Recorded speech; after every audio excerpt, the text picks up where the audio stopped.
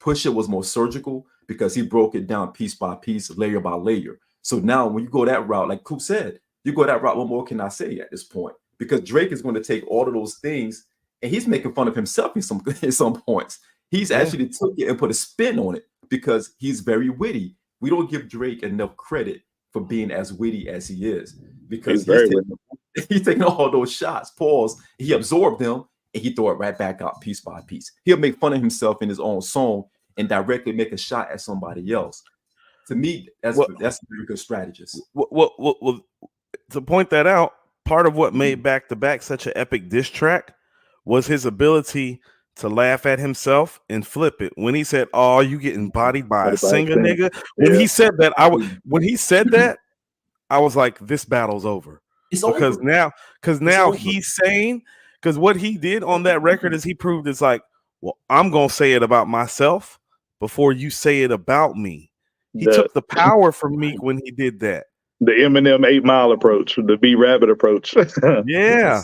He alluded to something like that on this one. He said, "Y'all gonna make me chip a nail." You heard that one? Yeah.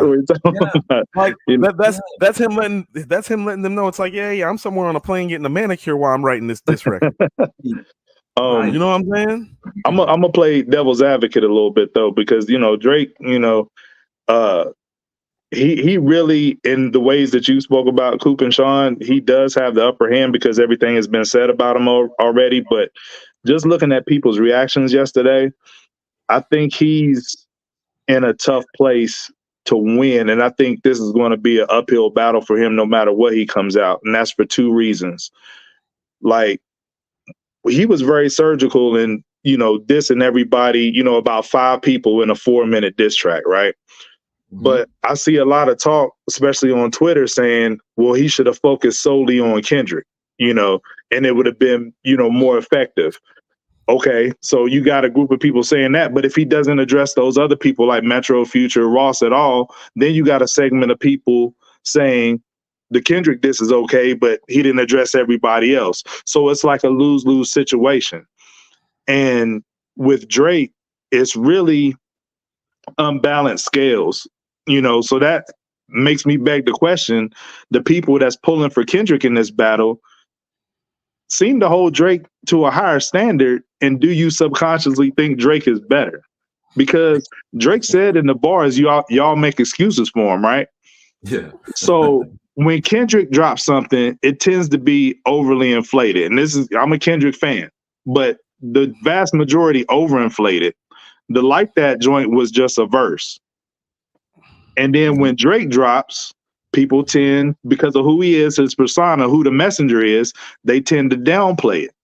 Yes. So these two guys going head to head, if one is overblown and one is downplayed, then I don't see how Drake can come on top of that whole situation. Because, whatever Kendrick come out with, because there's people out there that really believe the Like That singular verse is better than this whole Drake song. That's just not true.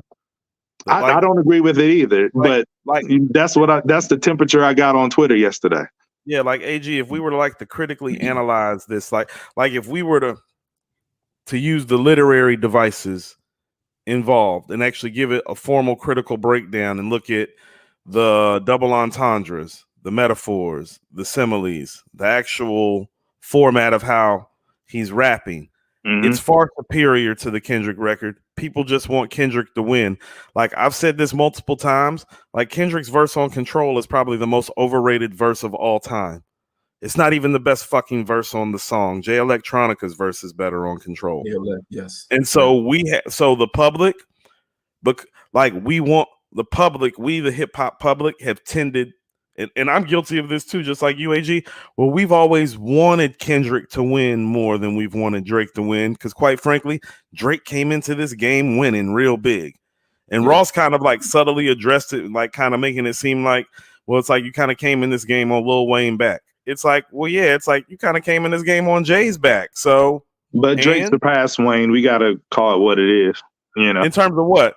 Because I find Wayne to be the superior MC still. No, he's a superior MC, but it's stardom and notoriety and all that stuff. Oh, yeah. Kind of like, where Jay is a far better MC than Kanye, but Kanye surpassed him as far as stardom. You see what I'm saying? Yes. Like on that regard. Yeah, but in both instances, like I have Wayne and Jay higher all time still than I have Drake and Ye. Absolutely. I do too. And I'm glad you brought up Ross, because to my point about how everybody downplays Drake, the same people that was saying like, oh, his diss is whack, he bringing up my man's shoe size 7. Fast forward to some hours later when Ross called Drake white boy like 7 times at the end of the track, they're gassing that. And I'm like, people are not, you know what I'm saying, keeping it objective and balanced. Like, you know what I mean? They saying Drake corny for bringing up Kendrick being small in stature, and then, you know, Ross calling him white boys all of a sudden dope. I mean, what's the difference between Drake, you know, bringing up Kenny's shoe size and smaller stature than, you know, Nas using stuff like dick sucking lips on Ether, or calling Jay a Tybo hoe? What's the difference? Right. You see, like it's sometimes it's about where the information is coming from, and people already have the messenger. They already. We're all human beings.